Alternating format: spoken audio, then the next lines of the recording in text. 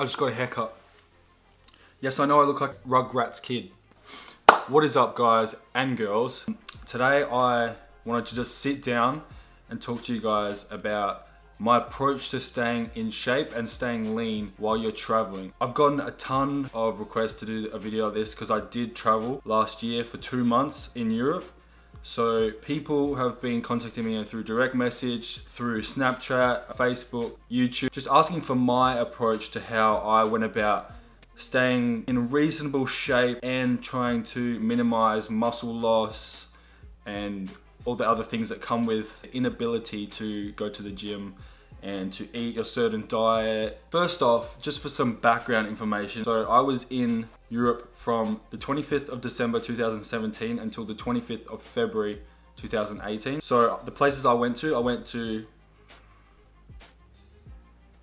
where did I go? I went to Stockholm, Sweden. I went to Reykjavik, Iceland. I went to London, England.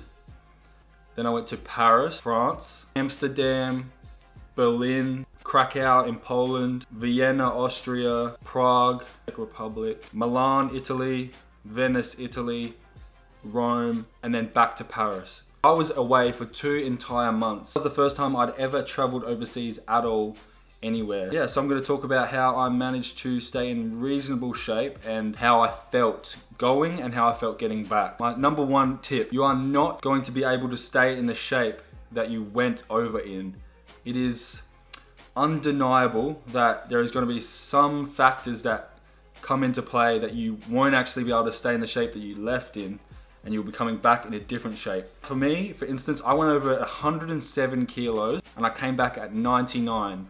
So that was a combination of not being able to have access to gym facilities, not being able to eat consistent meals, walking 25 kilometers a day and burning how many calories. So I lost around about 8 to 9 kilos in the 2 months that I was over there. And did I look a lot different when I got back? I looked flat, I looked soft, but my muscle was still there. It was almost just like it had gone into like a rest mode, waiting for me to activate it again. In that entire time that I was overseas, so I left Australia with the intention that I was gonna gym every chance I got. It was gonna be go to my place, get my workout in every day, train the muscle groups. But the reality is, and I quickly learned, some of these places don't even have gyms. Some of the gyms do not have the equipment and facilities to allow you to train how you normally would. Once you're over there, you aren't really thinking, once you're over there, your priority shouldn't be gym. As much as you're into gym, and like I'm one of the most obsessive, dedicated people you'll meet when it comes to eating, gym, and it's just not on your mind. When you have the Eiffel Tower in walking distance, you aren't going to say, am I going to visit this amazing landmark that millions of people get to see every year and that I won't be here in the certain time? Or are you going to go to the gym, spend your time doing what you could do back in Australia? You just have to come to terms with the fact that you aren't going to be able to stay in the same shape. Do not stress about it. One of the worst things you can do is stress, because stress releases cortisol, which then promotes fat gain. Once I realized that I wasn't going to be able to gym the same amount that I normally gym and eat the diet that I normally eat and do all the things that I normally do in my routine, was when I had the most enjoyable time. Within 2 months of me arriving back in about March, I was back to the same shape, and now 6 months after returning, I'm in better shape than I ever have been, and I'm back up to 104 kilos, bigger than I was when I left, leaner than I was when I left, and I feel much better than when I left. Gymnasiums and fitness is never going anywhere, but these amazing landmarks and places that you want to visit, you're not always going to be in front of them or within walking distance. So don't prioritize your fitness and gym over what you actually went there for in the first place. My second tip is set up a routine. When I got to every single new place, my routine would be unpack my stuff and I would go straight to the nearest supermarket, whether it was at 11 p.m, whether it was at 1 a.m. There's always a supermarket that's reasonably close, or a little shop that has all your essentials. It might not look the same, it might be hard to read, but you can generally find similar protein sources, similar carb sources, and other stuff in supermarkets overseas and in Europe. Chicken, potatoes, rice, and I would come back to the apartment or to the house that I was staying in, and I would put it in the fridge and prepare it for the days to come. or I would cook a meal to satisfy me for the time being. One of the best things you can do after you've bought your meals and stuff is when you're shopping and you're thinking of what to buy in the supermarket stuff, one of the main things you want to do overseas, because you're going to be doing so much walking, you're going to be burning so much calories, and you want to maintain as much muscle mass as possible, you want to try out of anything to hit your protein intake consistently or similar to what you were when you were in your home country or you weren't traveling. Because when you have a protein base and you're hitting that protein every day, when you start doing the intense amount of cardio that you'll be doing, walking around everywhere, it might not feel like a certain amount of aerobic activity, but walking 25 kilometers a day, you burn a lot of calories. So if you don't have your protein intake up, you are going to drop muscle significantly. The more muscle mass you have and the more weight you have, the more you have to lose. Keep that in mind, that just because you weigh 107 and you're traveling with a person who weighs 70 and they've only lost 2 kilos, but you've lost 7 or 8, doesn't mean that you're doing anything worse than the other person. You just weigh more and there's more room for you to lose. Set a daily routine. My daily routine with Claudia was, we would wake up at about 7 o'clock, we would cook a meal, so we'd cook a protein meal, so we'd have mainly chicken breast or some steak, and we would head out for the day, and we would try and stick to a few big meals rather than eating really quickly all over the time, because we wanted to enjoy ourselves and we wanted to eat out. So if we just snacked on a pile of meals all day, the calories would be huge at the end of the day, but we would get our protein in through chicken breast and protein bars and protein shakes, etc. like that. And then at the end of the day, we would eat out, or we would get a burger or something like that, and we had the room to eat those things because we were burning so many calories walking. So when you set a daily routine and you've planned what you're gonna do the next day, it makes it much easier to figure out when you're gonna be able to eat, when you're gonna be able to train if you can train, when you can go to sleep, you know. Set a daily routine. Don't just wake up every morning and be stressed out about where you're going or what you're doing or how you're gonna eat or how you're gonna get your meals in. Try and make a routine and stick to that. In terms of training, there won't be gyms every single place that you go to, and even if there are gyms, some gyms are ridiculously expensive once you do conversion rates. And like me and Claudia, when we were in London, we actually paid for a 30-day membership, even though we're only there for 7 days, because we wanted to gym. Like, for some people that isn't something that you guys can do. I just did it because I was desperate to gym, and it was a reasonable gym in London, so we thought we might as well get as much here as we can. All in all,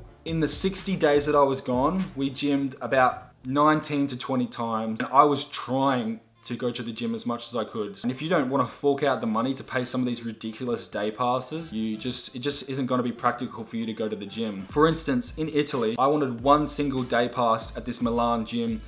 I looked around for a couple gyms. It was all right. It was more like a studio than a gym. Squat rack, dumbbells up to 35 kilograms. And the day pass was 35 Australian dollars. Like, I paid it and I gym there, but it's not gonna be something that you wanna do, or that's not gonna be practical for you. So my tip for training, when you do get a chance to train, because it might be very rare, is do full body workouts. Stay there, train for 2 hours, do a full body workout. And when you're overseas and your muscles, and you're not training, everything goes into like almost a rest period. Your muscles kind of go flat. So if you went over to Europe or you went overseas and you only got to train one of those 7 days, but you just hit biceps, your biceps are gonna get some stimulation, but everything else is just gonna shrink. So if you just keep training one muscle group whenever you can, you really aren't gonna get that much stimulation to your muscles, and your muscles aren't gonna be really affected. But if you go and train as much as you can, and you say you train once or twice a week at max, and you hit a full body workout, that's gonna be a lot more beneficial than if you say were to one of those days hit biceps and one of those days hit back. What about everything else? So full body workouts, try and do them. I hate full body workouts, I hate doing them, but when you're overseas, it is really beneficial for you to do a full body workout and maximize the time that you're in the gym and make the most out of hitting all your muscles and activating and getting the muscle stimulated and getting some activity into the muscle and some blood pumping into the muscle. So a secret tip for gyms: never tell them, no matter how much you look like a tourist, never tell them that you're a tourist, because if they think that you're staying there for a month or so, they'll give you day passes if they have them, or they'll give you free trials. If you walk in and say, hi, we're tourists from so-and-so, they will say, we don't have day passes, we don't do this, we don't do this. They will turn you away because they know that if they give you a free trial, you're gonna be gone in a few days anyway. So me and Cordy actually tried to gym at this Berlin gym in Germany, and we walked in and we said, hi, we're tourists, can we please have a day pass? We'll pay whatever the amount is. And she said, no, blah, blah, blah, no free pass, no day pass. And we thought that was really confusing because on the website, it actually said that they did day passes. So we asked some of the people that were walking out of the gym if they did day passes, and they said, yeah, but you've told her you're a tourist, so she's not gonna let you train, which we thought was a fucking joke. But I was already stressed about not gymming because, you know, I'd been 10 times in the past 3 weeks, but you just have to do what you have to do. And so do not tell the staff or the managers at gyms that you are tourists because they will turn you away. You will not be able to gym ever. I'm kidding, that's a bit over exaggeration. Another tip, I didn't do it personally, but they do intermittent fasting or fasting when they were overseas. So what that is you basically wake up in the morning, try and restrict yourself from eating anything. You can obviously drink lots of water to keep your fluids going and stuff like that. Try and fast with edible foods until later in the afternoon, and then you can eat a lot more, and you'll leave yourself feeling a lot more satisfied than if you eat a big chunk here, eat another big chunk here, and then at the end of the day, you're full or you feel guilty about eating. You try and fast all day. What are my hand movements? What is this?